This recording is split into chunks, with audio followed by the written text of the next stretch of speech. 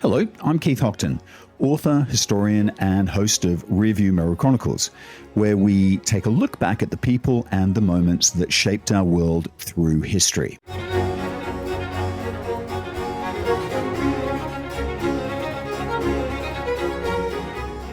Hello. There are wars that are declared with ink and parchment, with speeches in Parliament and signatures beneath chandeliers. And there are wars that are denied, conducted in the shadows, disowned even as they unfold. Konfrontasi belonged to the second kind.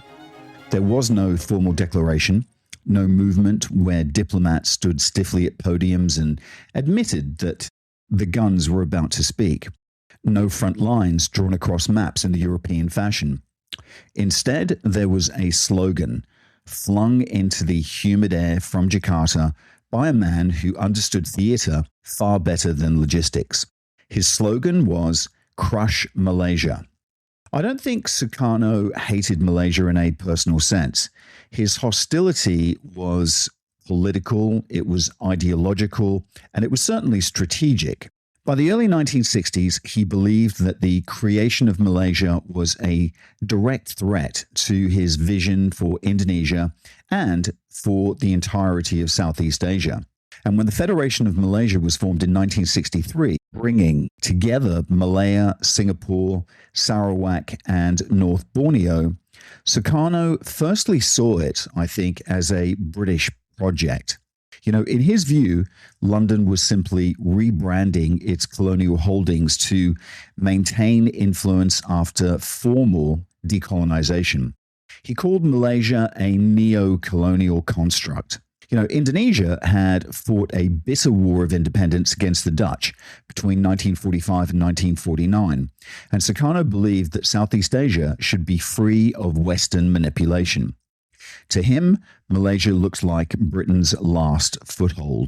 Secondly, I think Sukarno also saw himself as a revolutionary leader of the post-colonial world. You know, he'd hosted the Bandung Conference in 1955, positioning Indonesia as a leader of the non-aligned movement. A stable pro-Western Malaysia on his border diluted that influence. It challenged Indonesia's claim to moral and political leadership within the region. And by the early 1960s, Indonesia's economy was in serious trouble.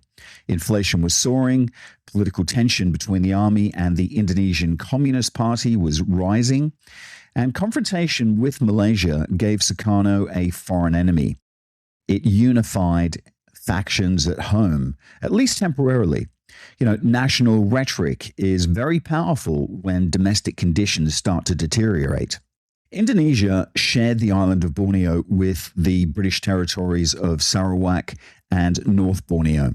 Sukarno argued that local populations hadn't genuinely consented to join Malaysia, and he openly supported armed infiltration across that border.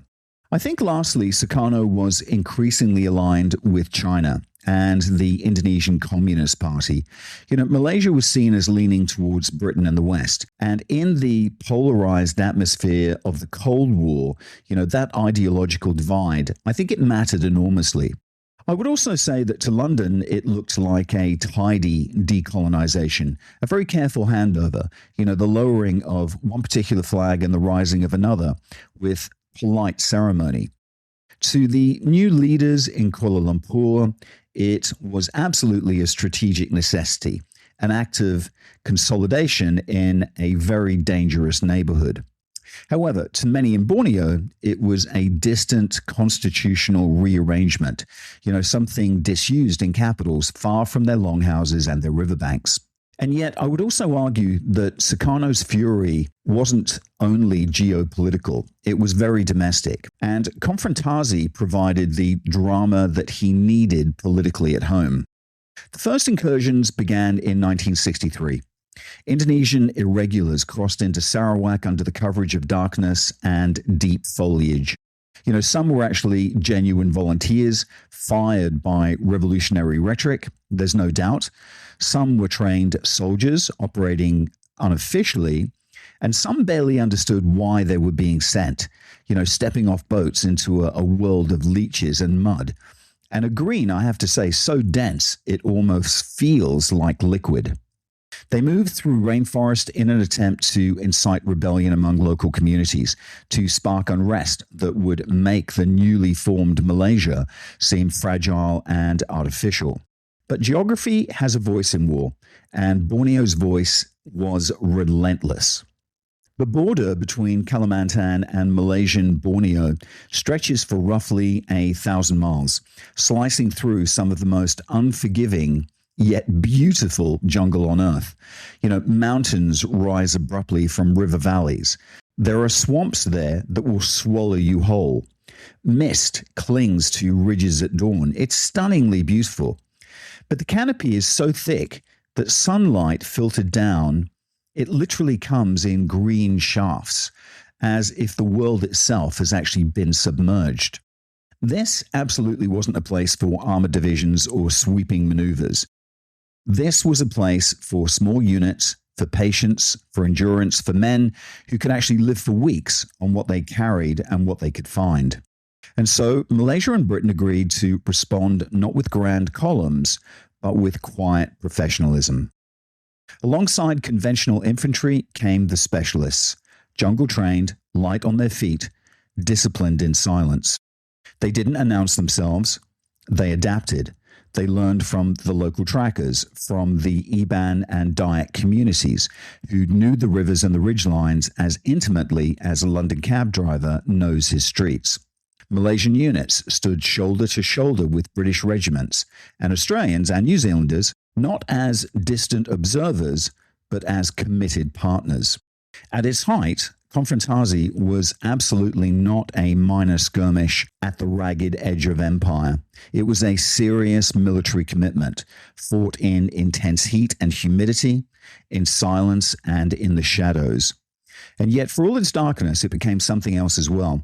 A moment when Malaysians, Australians, New Zealanders, and British soldiers forged a practical, unglamorous, deeply professional cooperation. There were no parades in the jungle, no crowds to cheer, just shared rations, shared patrols, shared risk, and as it was denied as a war, it was nonetheless very, very real. And in the green twilight of Borneo, I think alliances were tested and quietly strengthened. So who was there? Well, from Britain came the professionals. The Special Air Service, 22nd SAS, moved first into the deep interior, conducting jungle reconnaissance that demanded not bravado, but endurance. And later, the covert cross-border patrols of Operation Claret. And I'll talk about that in some detail. These weren't headline operations. They were silent, deliberate incursions into hostile territory, authorized at the highest levels and denied in public. The Special Boat Service, including 2 SBS, slipped along rivers at night, denying infiltration routes that didn't appear on most maps. In Borneo, a river isn't scenery, it's strategic. To control a bend in the river was to control an entire approach to a frontier. The Parachute Regiment, including 2 para deployed not for airborne spectacle, but as elite light infantry, operating aggressively along the frontier.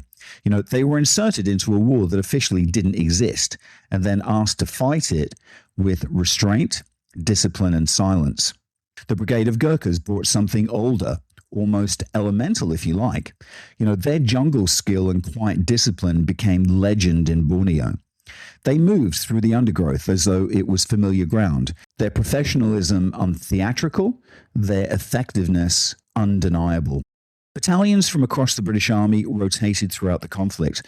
The Royal Green Jackets, the Argyll and Sutherland Highlanders. My cousin actually served in that conflict with them. The King's Own Scottish Borderers, the Durham Light Infantry, Highland regiments, engineers, artillerymen, and logisticians. They sustained a campaign that required roads hacked from forests, airstrips carved from mud, supply chains maintained by helicopter and sweat. It was an empire's army operating in the twilight of empire, not, I have to say, in retreat, but in transition. From Australia came 3 RAR and 4 RAR, and of course the SAS. In Borneo, they refined jungle warfare doctrine that would soon be tested again in Vietnam. They learned very hard lessons about patience, intelligence, and small unit dominance. Lessons paid for in leech bites and exhaustion and malaria and contact at very close range. From New Zealand came infantry battalions and SAS, working shoulder to shoulder with Malaysian, British, and Australian counterparts. And this was the first ever sustained Quad National Special Forces cooperation in combat, not as a symbolic partnership, but as a practical one. Radios were shared, intelligence was pooled, patrol routes were coordinated. The jungle didn't care about nationality, and neither, increasingly, did the men fighting in it. Malaysia itself actually fielded the Royal Malay Regiment and the Malaysian Rangers, and of course, police field units. This was their country under pressure. They weren't bystanders, nor were they auxiliaries. They knew the terrain, they knew the communities intimately, and they also knew the rhythms of the forest. Their presence transformed the campaign from an imperial policing into a sovereign defense.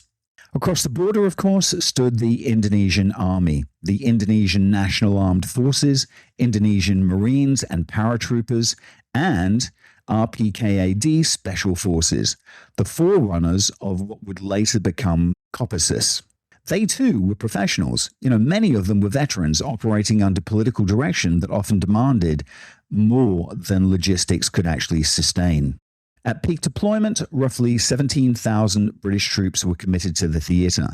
Thousands more Malaysians and Australians and New Zealanders. Significant Indonesian formations facing them across the jungle. For something called confrontation, it was remarkably well armed. And if truth be told, folks, this was a war. It simply refused to admit it. As I mentioned to you earlier, this critically became the first time that Malaysian, British, Australian, and New Zealand Special Forces operated together in sustained combat. Not in theory, not in training, but in the humidity of uncertainty of real operations. These weren't large formations. They were patrols of 4 to 6 men, sometimes fewer, inserted deep into the jungle with minimal support and the understanding that extraction might be days or weeks away. Their task wasn't merely to react, it was to dominate space through presence. The SAS then developed what became known as deep jungle patrol tactics, long-range reconnaissance, silent movements, extended endurance. They would spend weeks operating beyond immediate support, observing Indonesian movements, tracking infiltration routes, laying ambushes. In a conflict denied by governments, knowledge became the most valuable weapon. The SBS, including 2 SBS under officers such as Colonel David Mitchell, who became legendary, operated in riverine and coastal environments. Borneo's rivers were its highways. Control the rivers and you control the movement. The SBS, inserted by boat, often at night, conducting reconnaissance and direct action along waterways used for infiltration. Their war was one of tides and currents, of paddles dipped quietly into black water in the middle of the night. This was patient warfare. Patrol reports mattered more than press conferences. Intelligence summaries carried greater weight than speeches. Success was measured not in territory seized, but in incursions prevented, in quiet borders maintained, in alliances, I have to say, strengthened by shared risk and mutual respect. Then came Operation Claret, and this was the hinge upon which the campaign quietly turned. Officially, British and Commonwealth forces were defending Malaysian territory. That was the public line, firm and consistent. Unofficially, they were authorized to cross the border into Indonesian Kalimantan under rules so tight they almost felt surgical. No more than a few thousand yards across, absolutely no heavy weapons, no publicity, no prisoners if it could be avoided. Claret patrols were deniable, limited, and controlled. SAS patrols slipped across invisible frontiers, established observation posts, looking for Indonesian supply routes, and they struck before infiltration groups could assemble for incursions into Malaysia. They ambushed patrols, destroyed jungle camps, they seized documents, and then withdrew before larger Indonesian forces could respond. The aim absolutely wasn't to conquest, it was disruption, to unbalance, to preempt. Australian and New Zealand SAS elements participated in all these operations. This wasn't symbolic cooperation. It was lived cooperation. Maps were shared, intelligence was fused, extraction plans were rehearsed together.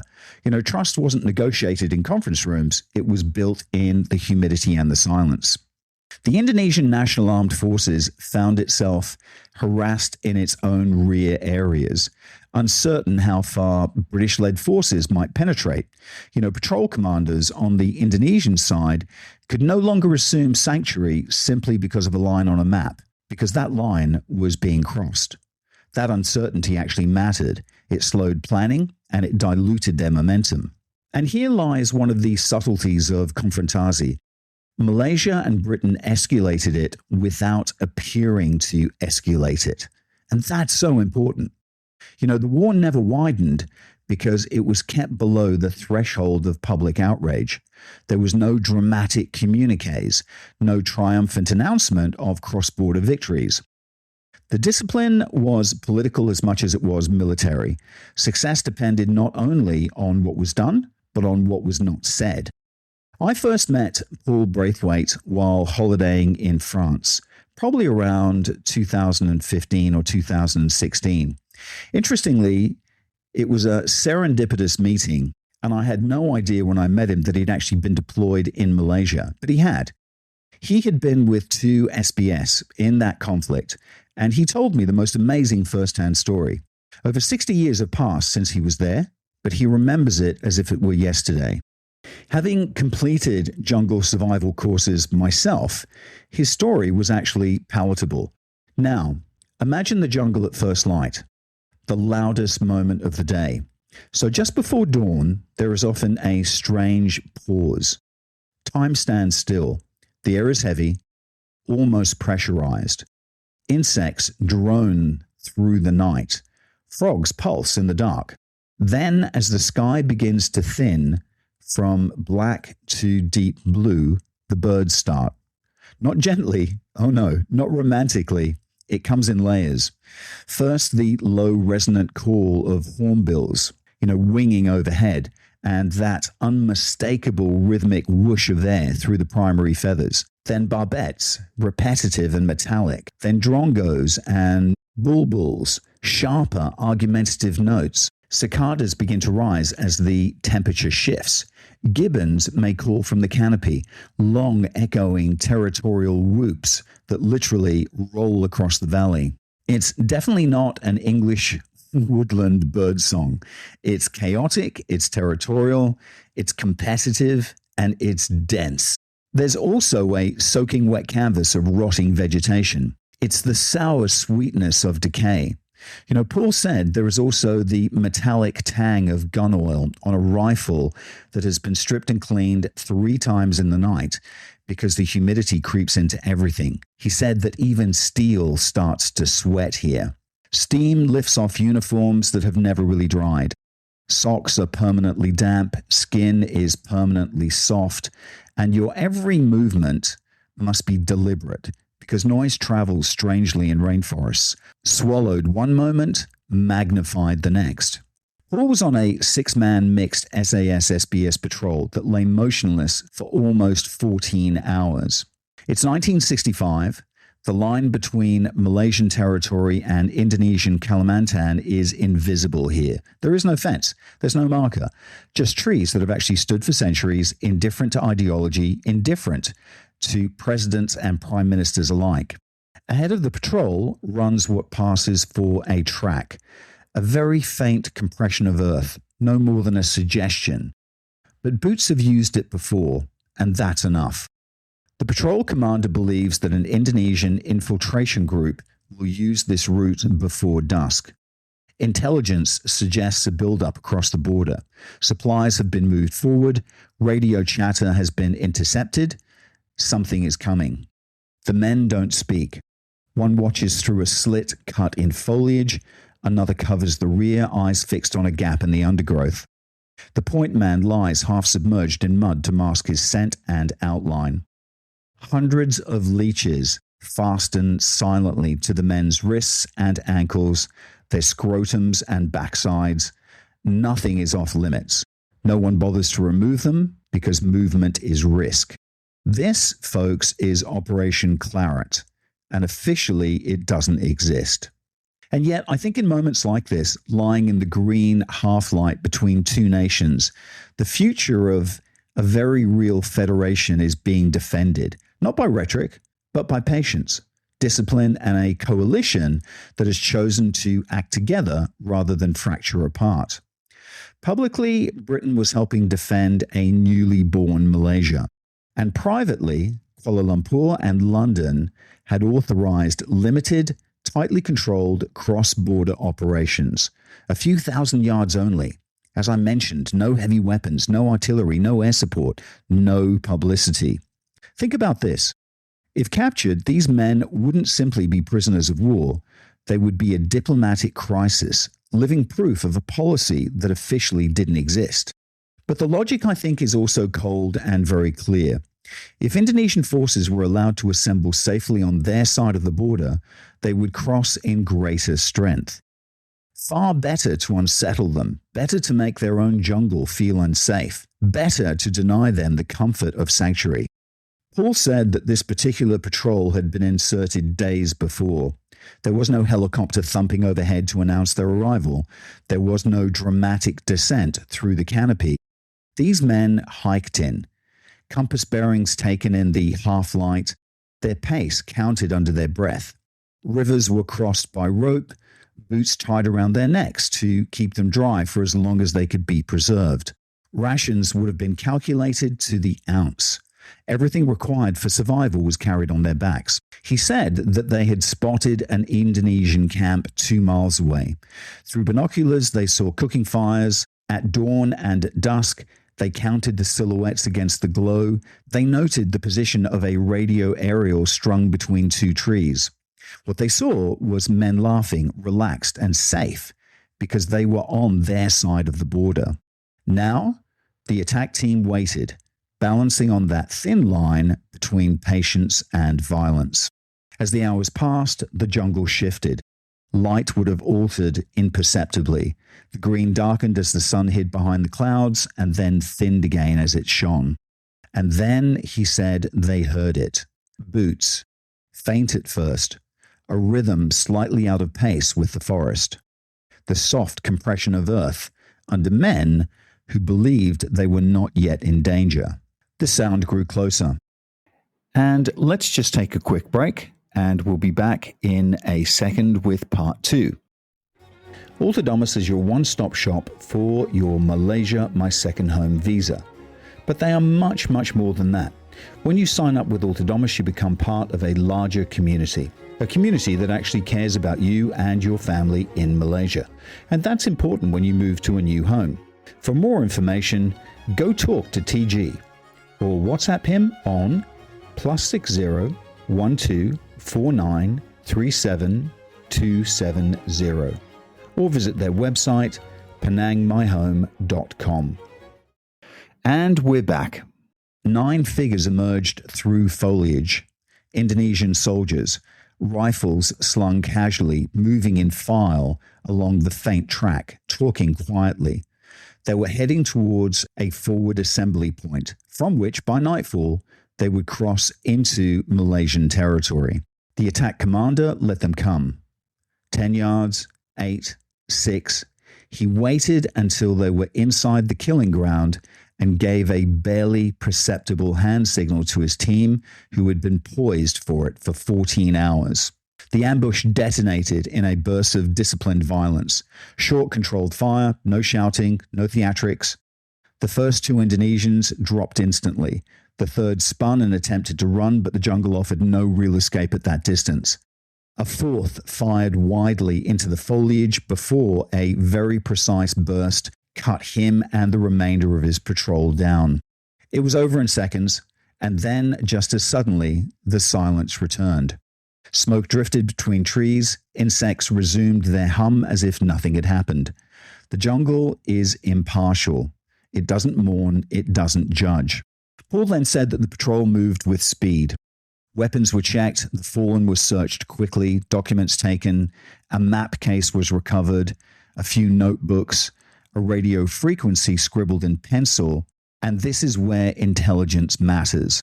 There's no time for reflection. He said they didn't linger. They literally melted back into the undergrowth, moving along a pre-planned withdrawal route that would take them across the invisible border before Indonesian reinforcements could respond. Within minutes, the track was empty again. Somewhere behind them, deeper in Kalimantan, an Indonesian commander would soon discover that his forward patrol had vanished. And I think the important thing here is that he wouldn't know exactly how far coalition-led forces were willing to penetrate. He wouldn't know where they were, only that they were present and that they had attacked across the border, meaning that there was no safe, invisible line. And this really matters because uncertainty was now the true weapon. This was the rhythm of Konfrontasi. No massed formations, no armored divisions grinding across plains. Small lethal patrols shaping the battlefield in increments of yards and minutes. Men who carried the politics of two nations on their backs without ever appearing in the headlines. For the SAS and the SBS, this was the refinement of deep jungle warfare. Observation posts established within sight of Indonesian camps, days spent motionless, recording movement and patterns, ambushes timed, certainly not for glory, but for disruption. For the Indonesians themselves, it meant that even their own territory now felt unstable. And keep in mind, too, this was only one patrol on one day along one small stretch of a 1,000-mile frontier. Multiply that, folks, by months. Multiply it by Malaysian, British, Australian, and New Zealand special forces operating in parallel, sharing intelligence, refining tactics, quietly, professional, mutually reliant. If you then multiply that by SBS teams moving silently along the Black Rivers at night, cutting off infiltration routes before they could mature, what emerges is not chaos, but absolute control. A denied war managed with precision. A coalition learning, adapting, and proving that cooperation, sustained and disciplined, could contain escalation without igniting something far larger. But of course, as with all wars, not everything remained in the jungle. Indonesia sought to widen the theatre, to remind Kuala Lumpur and London that the frontier was not only a line in Borneo's interior. In 1964 and 1965, Indonesian paratroopers and commandos were dropped into Peninsular Malaysia and Singapore. Some landed in mangrove swamps and were rounded up within hours, disoriented and outnumbered. Some were tracked along kampong paths and through rubber estates. Some engaged in sharp firefights with police and military units who understood that this was no longer a distant border war, but something closer to home. Then, on the 10th of March 1965, a bomb exploded at MacDonald House on Singapore's Orchard Road. 3 civilians were killed, dozens were injured. This wasn't a military installation. It was actually an office building in the commercial heart of a young, very fragile federation. The explosion was a deliberate act of sabotage aimed not at soldiers in the jungle, but at the confidence of a city. The bombers were Indonesian Marines. They were captured, tried, and eventually executed in Singapore. In Indonesia, they were later honored as heroes. In Singapore, they were remembered as murderers. Even decades later, memory would remain sensitive. Proof that denied wars don't always stay contained, within the time that actually produces them. And in that instance, the confrontation had shifted from jungle patrols to city streets. Meanwhile, political strain within Malaysia intensified. Singapore's relationship with Kuala Lumpur deteriorated as economic disagreements and communal tensions had sharpened. In August of 1965, Singapore was expelled from Malaysia, becoming an independent republic almost overnight. I don't think Konfrontasi caused the separation outright, but it certainly amplified every insecurity. When any nation is under external pressure, internal fractures widen. And inside Indonesia, the situation was darkening. Sukarno continued to inflame rhetoric, leaning even more openly towards the Indonesian Communist Party, and the army grew uneasy. The balance that he had choreographed under guided diplomacy actually began to shake a little. Then, on the 30th of September 1965, a group calling itself the September 30 movement kidnapped and killed 6 senior Indonesian generals. These killings became the immediate pretext for General Suharto to move against the Indonesian Communist Party and ultimately to sideline Sukarno. Over the following months, about 500,000 Indonesians were killed. The PKI was annihilated and villages were torn apart. And I think it was one of the 20th century's great unspoken tragedies, absolutely vast in scale and very intimate in cruelty. In that violence, Sukarno's power dissolved. Suharto didn't shout slogans. He wasn't that kind of general. He consolidated, and where Sukarno had relied on theatre, Suharto relied on control.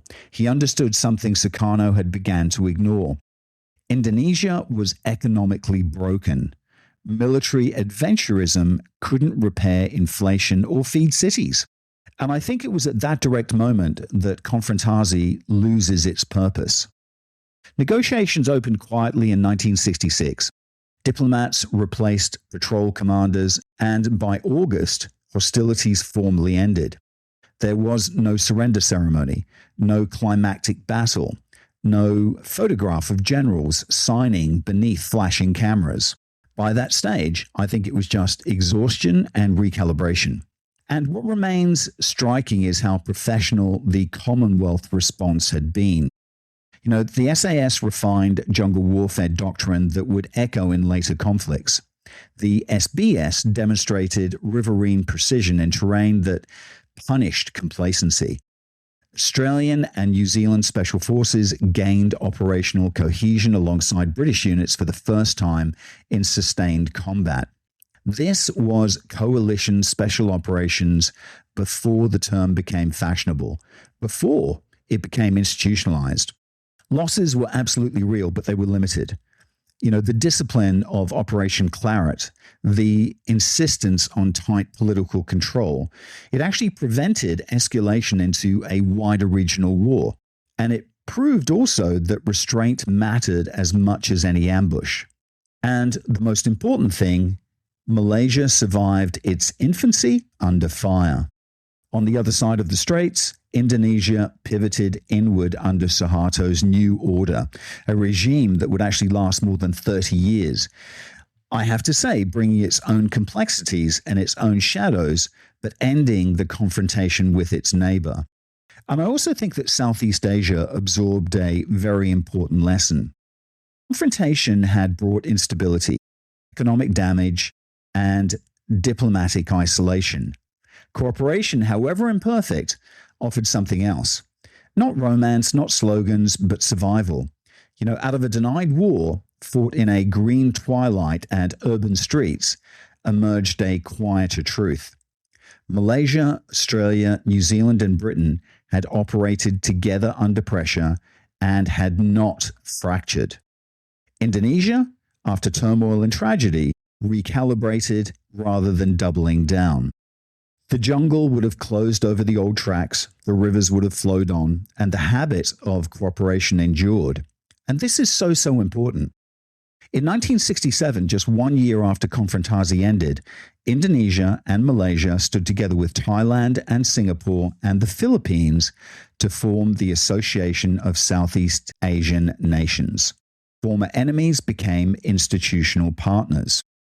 History often doesn't offer such clean transitions. There are usually decades of bitterness, unresolved borders, frozen resentments. Yet here, astonishingly quickly, 5 nations that had eyed one another with suspicion began to talk instead of infiltrate.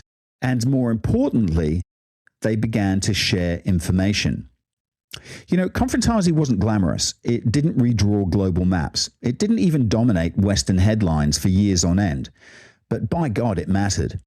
It was the last serious imperial jungle war fought by Great Britain, conducted not in the blaze of imperial expansion, but actually in the twilight of managed withdrawal. It was the first sustained joint special forces campaign, as I've mentioned, between Malaysia, Britain, Australia, and New Zealand. And I think also a practical template for coalition warfare long before such language became fashionable. It was also the crucible in which Malaysia proved its durability, not as an abstract federation, but as a state capable of surviving external pressure. It was also the stage on which Sukarno fell and Suharto rose. Some wars explode, others smolder. Konfrontasi, I think, smoldered in a rainforest shade, in backroom diplomacy, in riverine darkness, where SBS boats drifted without lights, in SAS patrols lying motionless for hours as Indonesian troops passed within meters.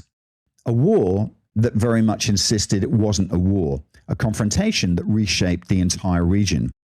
I think also, and this is very current, people have to realize that confrontation is expensive, and rhetoric doesn't fill empty plates on tables. Suharto didn't need theatre. He actually needed order, and he understood something with cold clarity. Indonesia couldn't rebuild while fighting a shadow war across a jungle border. Inflation at home was rampant. Infrastructure was fragile. Confidence was incredibly thin. Konfrontasi, once a rallying cry that filled plazas in Jakarta with applause, now looks like a liability that actually drained resources and invited worldwide isolation. And I think this is the remarkable thing. After 3 years of infiltration, bombings, special forces incursions, riverine sabotage, the urban explosions, the confrontation ended not with triumph, but with recalibration. The region didn't slide into a wider conflagration. Cold War powers didn't descend, and they could have. And had they done so, it would have been a conflict that would have expanded instead of contracted. Malaysia survived its first real test as a nation, and its borders held. Its army matured under pressure, integrating local knowledge with Commonwealth professionalism.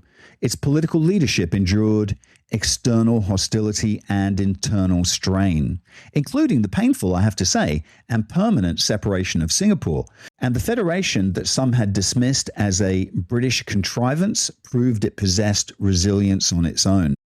Indonesia, it pivoted inward under Suharto, and his new order. Stability actually replaced spectacle.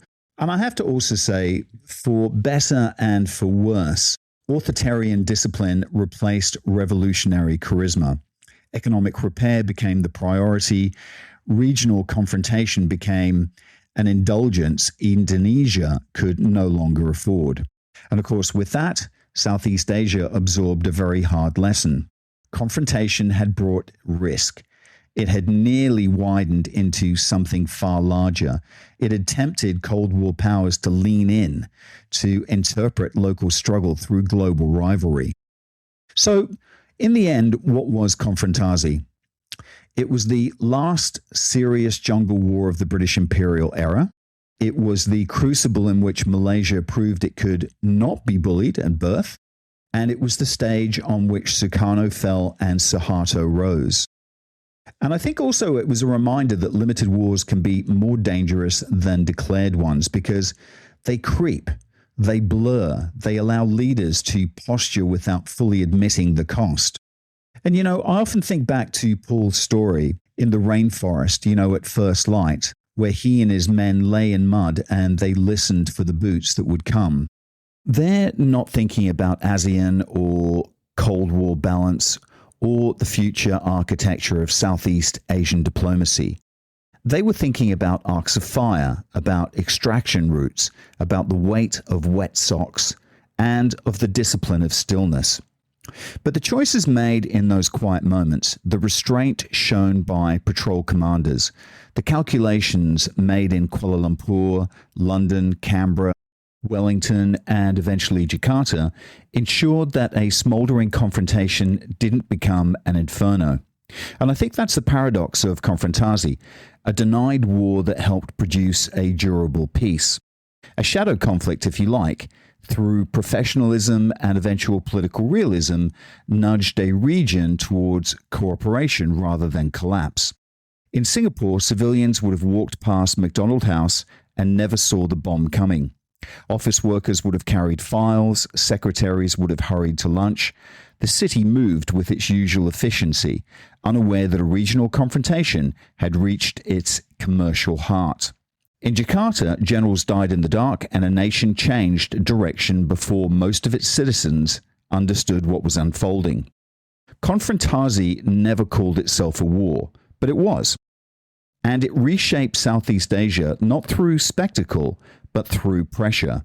Pressure applied in rainforest clearings, in cabinet rooms, in intelligence briefings, and finally in the violent convulsions of Indonesian politics.